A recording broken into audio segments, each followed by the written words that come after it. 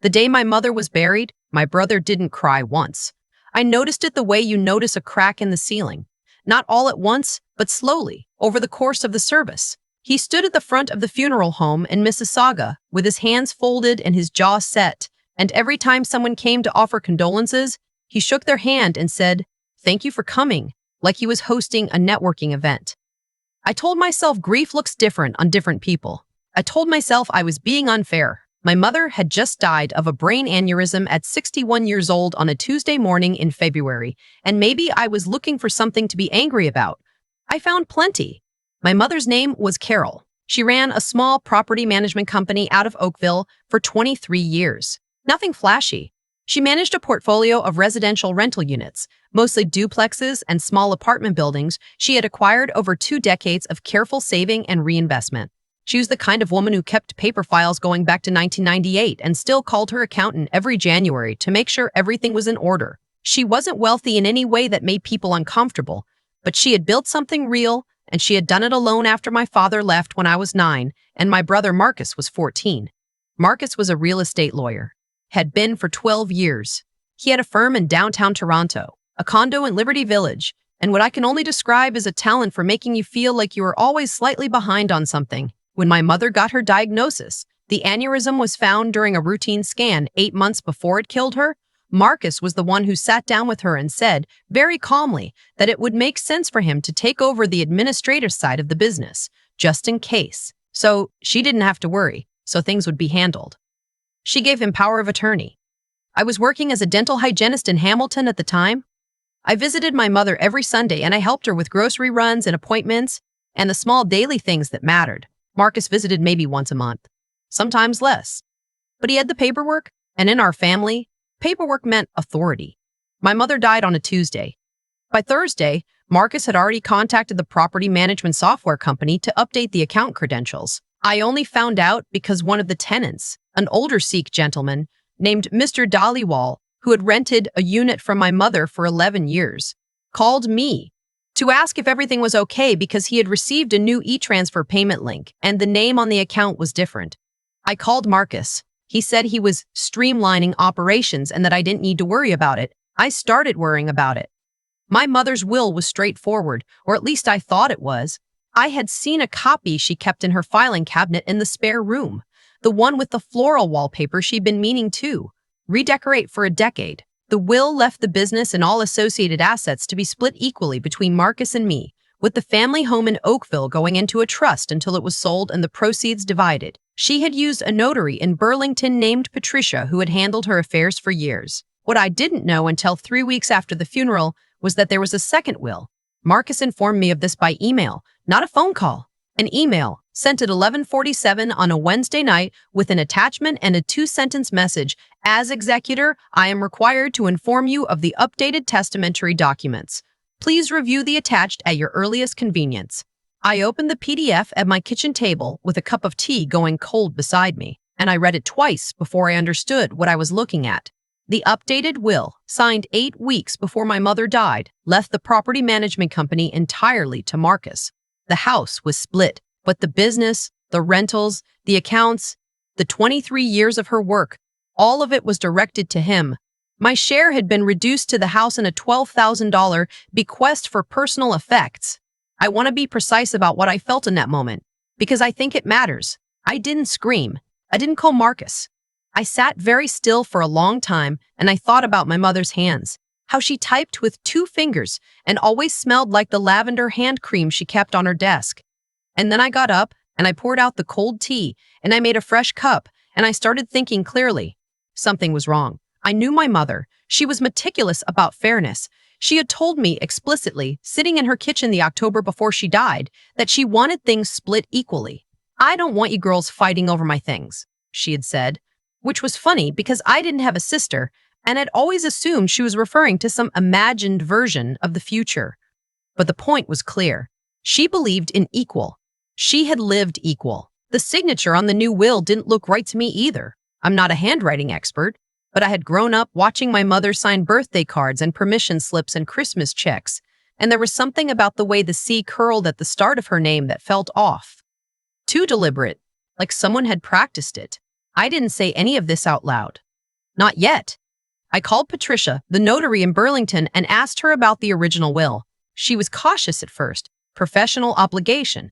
But when I explained that I was the daughter and that I was trying to understand a discrepancy, she told me that she had not been contacted about any updated documents. She had not been involved in the second will at all. She didn't know who had drafted it. I wrote that down. Marcus had, in the meantime, sent me a formal letter on his firm's letterhead explaining that as executor he would be taking over management of the rental portfolio effective immediately, and that any income generated by the properties during the estate administration period would be held in trust in an account that, as far as I could tell from the letter, he controlled entirely. He also noted, almost as an aside in the third paragraph, that there were outstanding administrative fees associated with the estate management that would need to be settled before distribution, and that his firm's rate for estate administration was $275 per hour. I read that paragraph 4 times. I want to tell you about the day I found the envelope, because it was the kind of day where everything looks ordinary until it doesn't. It was a Saturday in March, about 6 weeks after my mother died. I had gone to the Oakville house to pick up some of her personal items before Marcus arranged for the estate sale. He had sent me a 2-week notice for that by email as well, and I was going through the filing cabinet in the spare room when I noticed that the bottom drawer, the one my mother always kept locked, was slightly open. Marcus had been through it. I could tell because my mother organized her files with little handwritten tabs, and several of them were out of order in the way that happens when someone pulls things out quickly and replaces them in the wrong sequence. I went through what remained carefully, and most of it was utility bills and old tax returns. But tucked behind the 2019 folder, caught on the metal rail at the back of the drawer, was an envelope I almost missed. It was a greeting card, a birthday card actually, my mother's 61st birthday 4 months before she died. For Marcus. I opened it because his handwriting was on the outside and I wasn't thinking clearly. And inside, along with the printed birthday message, was a folded note in his handwriting. Mom, just wanted to remind you we should meet with Gerald before the end of the month. He has the paperwork ready. Don't mention it to Claire. Love, M. Gerald. I took a photo of the note on my phone and I put the card back exactly as I had found it. I want to be honest about the weeks that followed because they were not dramatic in the way that stories sometimes are. There was no single moment of revelation. It was quiet, deliberate work, done mostly in the evenings after my shifts, sitting at my laptop with a notepad beside me. I looked up Gerald in the context of Marcus's professional network. It took me 4 days to find him. Gerald Forsyth, a semi-retired notary in Brampton with a one-man office and a history of professional conduct complaints that were summarized on the Law Society of Ontario's public registry. 2 complaints, both resolved. One involved a document witnessed under questionable circumstances. I made a note. I also contacted Mr. Dhaliwal, who turned out to be, among other things, a retired chartered professional accountant who had worked for 30 years in corporate audit before he retired. He had been following the changes to the payment accounts with the kind of professional attention that most people only give to things that are actively interesting to them. He had kept records of every transaction since my mother's death. He showed them to me on a Saturday morning over chai in his kitchen, laid out in a printed spreadsheet he'd made himself. And there were discrepancies I would not have known to look for on my own. Rental income being collected, maintenance invoices being paid to a numbered company. A numbered company that, when I searched the Ontario Business Registry, had been incorporated 4 months before my mother died. The numbered company's registered address was Marcus's condo in Liberty Village. I wrote that down too. I want to tell you about the morning of the estate meeting, which was scheduled for a Thursday in April at an office in downtown Mississauga. Marcus had selected a neutral location, a boardroom and a shared office space near Square One, and the meeting was meant to be the formal reading of the will and the beginning of the distribution process. He had hired a lawyer to manage the proceedings, a younger guy named Ryan who I had never met, and he had sent me a calendar invite with the address and a note that said, "Please bring ID."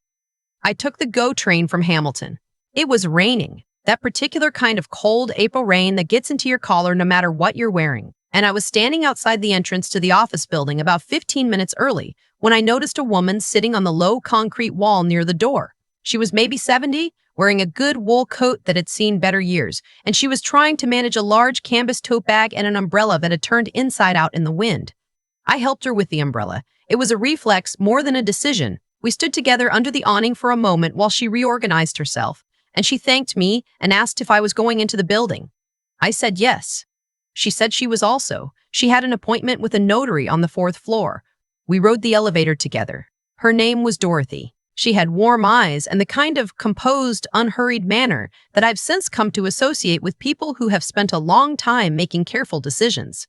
She asked me what brought me to the building, and I gave her the short version. My mother had passed. There was some dispute about the estate. I was going to a meeting. She listened without interrupting, which felt unusual and kind. When the elevator opened at the second floor, where my meeting was, I said it was nice to meet her and I hoped her appointment went well. She said the same. I walked to the boardroom. Marcus was already there. Ryan, the lawyer, was there. Marcus had also brought someone from his firm, a junior associate who sat to his left with a laptop open and said nothing. Marcus looked at me when I came in and said, "You're early," and I said, "I know." We waited. Ryan reviewed some introductory documents. Marcus had his arms folded in a way that I recognized. It was the same posture he used when he was certain of something and wanted you to feel the certainty from across the room. At 9 o'clock, there was a knock at the boardroom door, and Ryan opened it, and Dorothy walked in. She set her canvas tote bag on the table, and she took out a folder, and she sat down across from Marcus, and she introduced herself as Dorothy Ackenwell, barrister and solicitor, retired senior counsel with the Ministry of the Attorney General of Ontario, and a personal friend of my mother's for 31 years. She said my mother had contacted her 6 months before her death with specific instructions, and that she had been retained to act in an observational and advisory capacity in the event that the estate proceedings appeared inconsistent with my mother's expressed intentions. She placed a document on the table. It was a statutory declaration signed by my mother, witnessed by Dorothy in her professional capacity, and dated 3 months before the second will had allegedly been executed. In it, my mother stated clearly that she intended her estate to be divided equally between her 2 children, and that she had not and would not authorize any document that directed the entirety of the business to one child alone. She also stated that she had become aware that pressure was being applied to her with respect to her estate planning, and that she did not consent to such pressure, and that this declaration was being made of her own free will. The room was quiet for a moment. Marcus said, "That document has no legal standing." Dorothy said, "I'm aware of how you might prefer to characterize it. The Law Society may have a different view." She then placed a second document on the table. It was a formal complaint, already filed, regarding Gerald Forsyth's involvement in the preparation of the second will, citing the conduct history on his registry record and requesting an investigation into the circumstances of the will's execution. Ryan, the lawyer, had stopped taking notes. He was reading the documents with an expression I can only describe as someone recalculating something quickly. Then Dorothy placed a third document. This one was a CRA referral, a formal notification to the Canada Revenue Agency regarding irregularities in the rental income reporting from the property portfolio since my mother's death, cross-referenced with the numbered company registered to Marcus's address and the maintenance invoices that Mr. Dollywall had helped me document. Marcus stood up. He said, "This is completely out of order. Ryan, I want you to note," Ryan said very quietly, "Marcus, I think we need to stop." That was the moment. I don't know how else to describe it. It was the moment when the room shifted, when the thing that Marcus had been so certain of stopped being certain. He looked at Ryan, and Ryan looked at the documents on the table, and neither of them said anything for a long moment. I said, very calmly, "Mom kept records of everything. She was meticulous. You knew that better than anyone. That's why she called Dorothy." Dorothy slid one more sheet across the table. It was a letter from Patricia, the original notary in Burlington, confirming that she had been contacted by my mother approximately 7 months before her death with concerns about undue influence, and that she had recommended my mother consult independent counsel. It was Patricia who had referred her to Dorothy. My mother had known. She had seen it coming the way she saw most things, quietly, without making a fuss, and with enough time to do something about it. I want to tell you what happened after because I know that's what you're wondering. Ryan withdrew from acting for Marcus before the meeting ended. He cited a conflict of interest, and he said it professionally and without drama, but the effect was clear. Marcus left the boardroom with his junior associate, and he didn't say anything to me on the way out. He didn't look at me either. The Law Society of Ontario opened an investigation into both Marcus and Gerald Forsyth within 6 weeks of Dorothy's complaint. Gerald's notarial commission was suspended pending the investigation. Marcus was placed under practice conditions restricting his ability to act in estate matters while the investigation proceeded. The CRA matter took longer, as these things do, but the irregularities were significant enough and well enough documented that the assessment process moved faster than I expected. The numbered company was dissolved. The outstanding rental income that had been misdirected was recalculated and applied to the estate. The original will, the equal split my mother had always intended, was upheld. The Oakville house sold in June. I used my share to pay off the last of my student loans and put the rest in a TFSA. The property management business was wound down and the rental units were sold as part of the estate distribution. Mr. Dollywall found a new landlord he liked, he told me, and he sent me a card when everything was settled. I still have the birthday card from my mother's filing cabinet, the one with Marcus's note inside. I kept it not because I look at it often, but because it reminds me that my mother was paying attention right up until the end, and that she had done what she always did, solve the problem quietly, ahead of time, without making a fuss. I think about her every Sunday. I still drive out to Oakville sometimes on those mornings, not for any particular reason. I park near the house. Someone else lives there now, a young couple who have already painted the front door a different color. And I have my coffee, and I think about her, and how she knew that when you build something carefully over 23 years, you don't just hand it to whoever happens to be holding the paperwork. You make sure the right person is in the elevator.